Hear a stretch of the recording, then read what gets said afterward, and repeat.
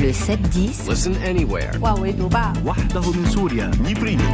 sur France Inter. Géopolitique, bonjour Pierre Aski. Bonjour Nicolas. Pierre, vous vous intéressez à des tensions apparues au sein du gouvernement israélien. Expliquez-nous ça. En temps de guerre, on évite en principe les sujets qui divisent. Pas en Israël, où l'union nationale n'empêche pas les clivages idéologiques de transparaître.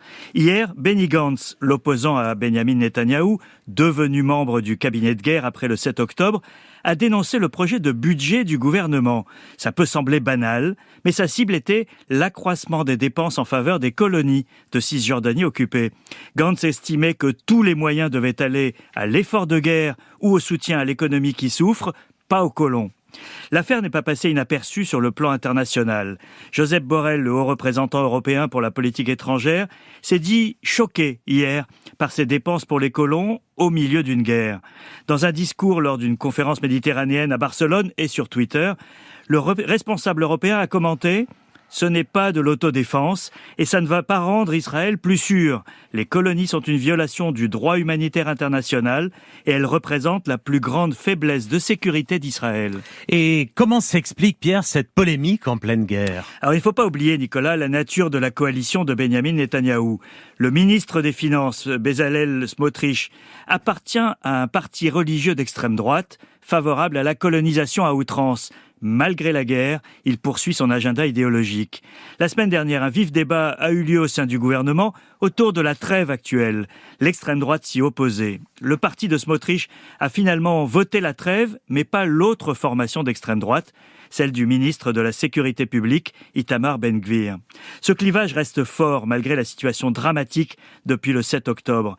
L'extrême droite ne veut pas qu'Israël soit poussé sur la voie des concessions sur la question des territoires palestiniens.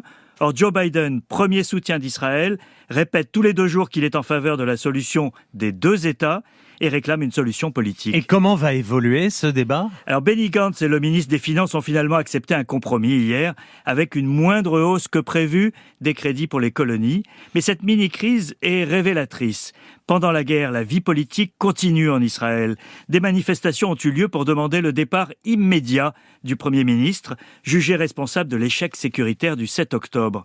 Le règlement de compte se fera sans doute à l'issue de la phase militaire, par le biais d'une commission d'enquête, comme lors de situations similaires par le passé, après la guerre de 73 ou l'invasion du Liban en 1982. Benny Gantz est actuellement favori pour succéder à Benjamin Netanyahou si, comme beaucoup d'Israéliens le prédisent, il ne survit pas politiquement à cette crise. C'est à lui qu'il reviendra de conduire le pays dans l'après-guerre et la question des colonies constitue un obstacle majeur sur la voie d'une solution. La polémique budgétaire est donc tout sauf anecdotique. Elle annonce les débats à venir. Pierre Aski, merci.